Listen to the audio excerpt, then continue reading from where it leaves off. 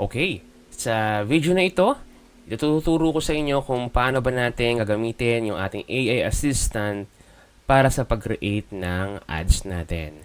So dito, nakalagin na ako sa aking AI Sales Launchpad na access. Tapos scroll lang ako sa click ko lang AI Tools, AI Assistance, tapos hanapin ko lang dito sa loob yung Meta Ads Growth AI Architect. So i-click ko lang 'yan. Tapos, basahin ko po kung para saan ba itong AI assistant na ito. This is for Meta Ads. Tapos, kung nabasa ko na, click ko lang po yung chat here using chat GPT. Dapat, nakalagin na po kayo sa chat GPT ninyo para magre-redirect na lang siya. So, ito po ay kahit free. Okay lang po ito. Pwede nyo siyang magamit. And then, wala na kayo ibang prompt na gagawin. I-click nyo lang po yung start. Okay, tapos hayaan na natin siyang mag-discuss or magsabi kung ano yung mga questions niya at sasagutin naman natin yan. So sabi rito, let's build this like a performance marketer. Reply these 5 answers. Okay, what are you selling? Sagutin natin, what are you selling? Ang sagot, ano sabi yan? Product, service name, 1 sentence description. So, AI Sales Launchpad 299.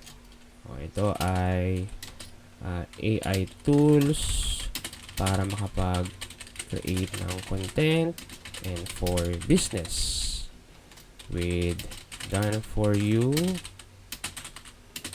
prompts and AI assistants para hindi na need mag-prompt. Okay? Then number 2, who is the target audience? Pwede kong sabihin, ikaw na bahala. Basta, mas gusto ko yung may business or interested sa AI for content or for business. Number 3, what's the price? What's the price? 299 pesos only. What's the main campaign goal? Number 4, choose one. Sales, website, leads, messages. So, yung sagot natin, messages. Number 5, are ads already running? Choose one. No, starting from scratch. Copy-paste na lang natin. Kasi, halimbawa, for this training, ikaw ay talagang wala pa. Wala ka pang niraran na ads at bago pa lang. Copy and fill this out. Okay, ayan na. So, once you said, I'll build audience, psychology, 5 to 10 winning creatives angle. Okay, so meron na tayong sagot. So 1, 2, 3, 4, 5. I-enter na natin yan. Tapos, hayaan na natin na si ating BUAI ang bahala mag-suggest kung paano ba natin ito pwedeng i-market sa pagraran.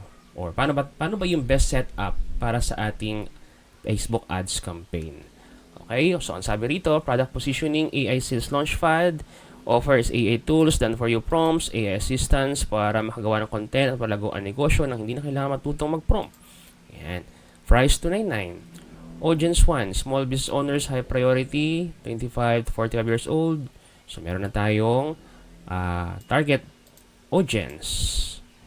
Okay, pain points, walang oras gumawa ng content, hindi consistent mag-post, hindi marunong gamit ng AI, na-overwhelm sa chat GPT, hindi alam ano ipopost sa araw-araw, mahal mag-hire ng content creator.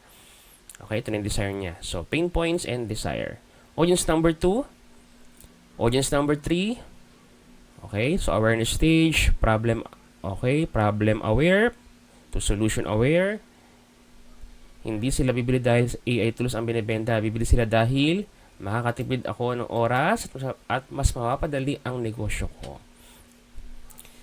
10 creatives angle, diba? 10 minutes lang, may 30-day content ka na. For only 299 pesos, pwede na yan, diba? Hindi mo kailangan matuto mag-prompt kahit hindi ka techie. Meron na tayong mga angles, creative angles. So, 20 scroll stopping hooks. Kung may negosyo ka, wag mong skip ito. 299 lang, pero parang nag-hire ka ng AI assistant. Wag ka nang matutong mag-prompt. Kung nahihirapan kang gumawa ng content araw-araw, Ito ang para sa iyo. 10 minutes lang, tapos na ang content mo. Curiosity hooks, pain hooks, opportunity hooks. Then we have 45 seconds UGC video script. Ayan, benefits, static ad idea 1, kung picture lang at static ad yung gusto mo, kasi nagsisimula ka pa lang. Ayan, headline, may negosyo ka pero walang oras gumawa ng content. Visual, text overlay, static ad idea number 2. Ayan, ad copy 1. Ito yung caption. Okay, ad copy 2, retargeting ads. Kung marunong ka na mag-retargeting ads, pwede ito. Yung mga 50% na video viewers mo, mga nag-engage sa Facebook page mo, mga nag-message or visitor sa iyo, sa page mo, okay, pwede mo tong i-retarget. Okay, so we have testing framework dito, 18 variations, 3 hooks. Kung may negosyo ka, huwag mong skip to, pwede mo siyang creative style, ito. 2 copies, ibig sabihin ito yung parang caption.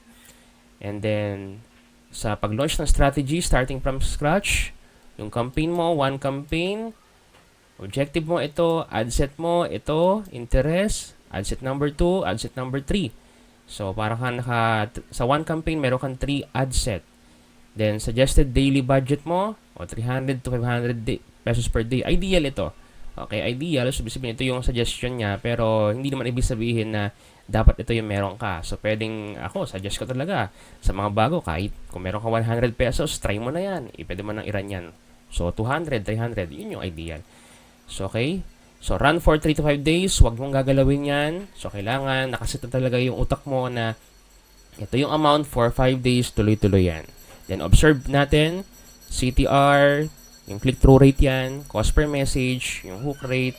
Tapos, important improvement, huwag mong ibenta ang AI tools, ibenta mo ang result. So, instead of AI tools para gumawa ng content, say, 30 days worth of content in 10 minutes kahit hindi ka marunong mag-AI. Diba? So, marami kasing gano'n nagkakamali na, ito, AI tools to para makagawa ka ng content. Pero hindi nila na-visualize kung ano ba yung magiging result kapag gumamit sila ng AI tools. So, tama yung sinabi rito. Yung result ang ibenta natin. Mas malakas itong angle sa meta ads. So, ito yung pwede mong gawing guidelines kung magra-run ka ng ads. Pwede itong maging starting point mo para at least alam mo kung saan ka magsisimula. Then, para ma-execute mo ito ng tama, then, gamit tayo ulit ng another AI assistance for the caption, the creatives, the video scripts, para mas ma-enhance natin, mas ma-improve natin, at pwede natin ito i-generate din using AI tools natin o para maging image or para maging video. So, meron na tayong guide sa Facebook ads, meron pa tayong creatives, meron pa tayong caption, later, meron pa tayong AI assistance kung paano ba magre-reply sa mga nag-i-inquire sa atin. So, ito muna, sa video na ito, pinakita ko sa inyo kung paano ba gagamitin yung ating AI assistant for meta ads.